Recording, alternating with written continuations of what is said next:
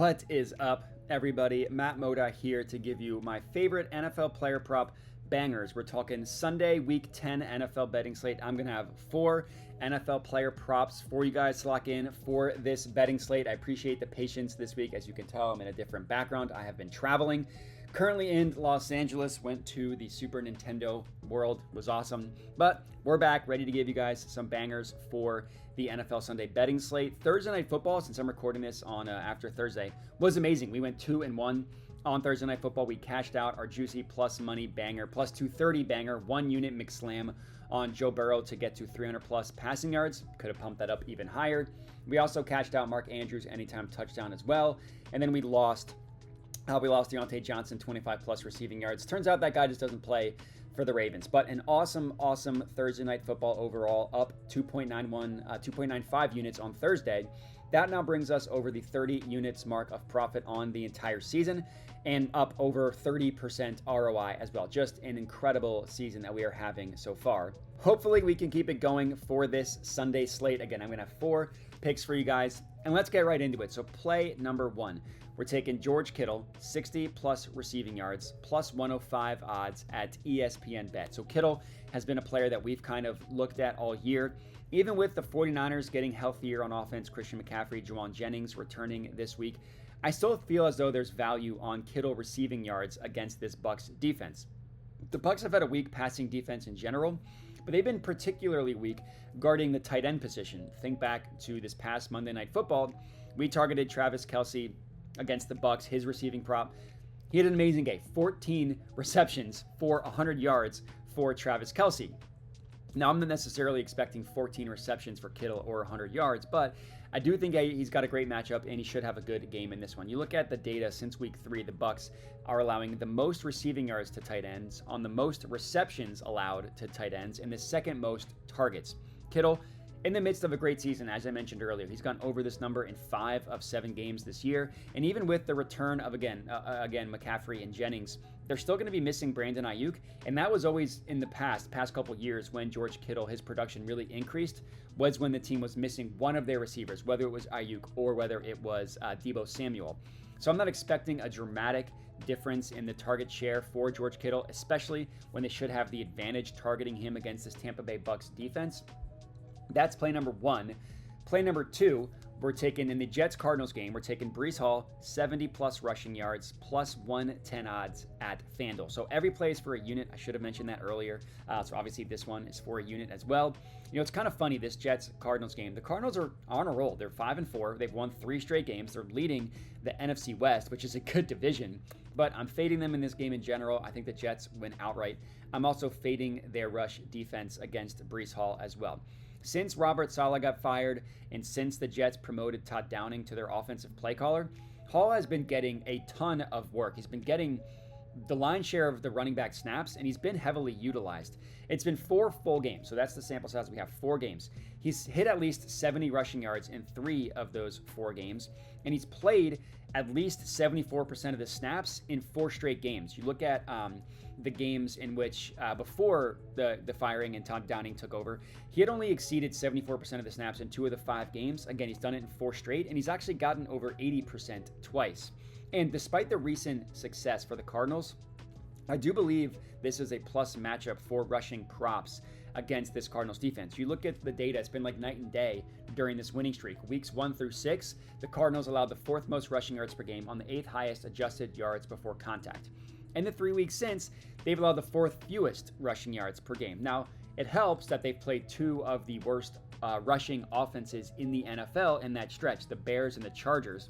Despite the fact that J.K. Dobbins is having a good year for the Chargers in general, the Chargers have a bottom 10 offensive rushing DVOA. So I don't necessarily think, I'm not buying the success of the Cardinals' run defense. They have a lack of talent, and I think that Hall is going to have a good game in this one.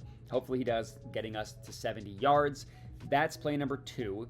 Play number 3, in the Eagles-Cowboys game, we're taking Jaylen Herz, anytime touchdown, plus 120 odds at Bet365. Now, this Eagles offense has been rolling the past 4 games, and that has led to Jaylen Herz kind of a slow start to the year. in the anytime touchdown department for Jaylen Herz, but he's been going right back to his anytime touchdown ways over the past couple games for the Eagles. Now, obviously, we know this passing touchdown for Hertz doesn't count. It's got to be rushing or receiving, obviously, with the most likely that it's going to come from a rushing touchdown. But Hertz, he only scored 2 times in the Eagles' first 5 games of the year. Not even, 2 times, like 2 touchdowns total in the first 5 games. Since then, he scored 6 rushing touchdowns in the Eagles' last 3 games. And even though last week the Eagles got stopped twice on a tush push on a 2-point conversion, that tush push has still led to a ton of touchdowns for Jaylen Hertz. If they get to the 1-yard line, sorry Saquon Barkley, but it's Jaylen Hertz's touchdown. And not only that, it's not like he can only score from a QB sneak, right? The tush push. He can also score on a QB keeper, which is how he scored his rushing touchdown last week against the Jaguars.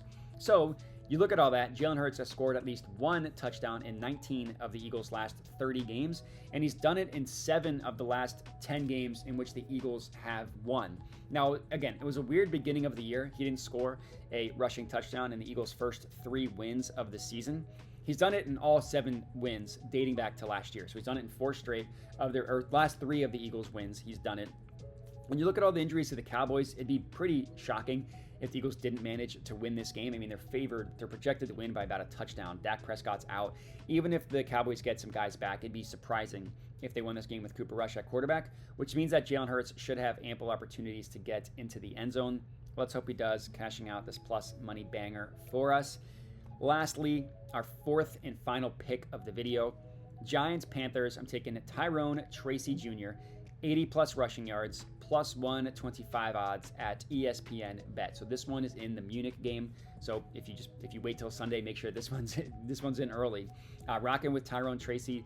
I mean, this has been a play all year. The Panthers' rush defense is just an absolute disaster, and Tyrone Tracy has been awesome for the Giants over the past couple games. Panthers' worst defensive DVOA in the NFL, worst rushing defensive DVOA in the NFL, and unsurprisingly have allowed the most rushing yards per game in the NFL. They're allowing almost 10 more yards per game than the team allowing the second most rushing yards. Now, part of that is the fact that the Panthers have spent the least amount of time in the NFL with a lead. So yeah, you're going to have teams run on you a lot when you're losing.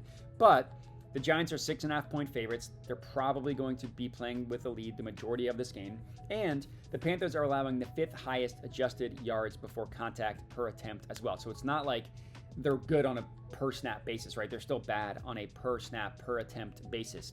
And you look at Tyrone Tracy Jr., he's been the lead back for the Giants since week 5. Since week 5, he's played 68.4% of the running back snaps for the Giants. That's the 9th highest running back snap rate in the NFL. He's hit at least 80 yards in 3 of 5 games in this stretch as well. And 2, he just exploded, had over 100 rushing yards in that stretch. And Devin Singletary's been active for the last 3 games. In these 3 games, Tyrone Tracy Jr. has played 67, 57, and 72% of the snaps. So he's still getting the majority of the snaps, the majority of the work, even with Devin Singletary healthy. And you look at 2 of the games in which Tyrone Tracy Jr. went under in the last 5, they got annihilated. They got blown out from the jump. So that's probably not going to happen against the Panthers. So you really can't take much from that. Looking at Tyrone Tracy to have a good game on Sunday. That's all we got. 4th and final pick of the video. I appreciate everybody for watching. Make sure to like the video. Make sure to comment. Make sure to subscribe and all that good stuff. And have a good one.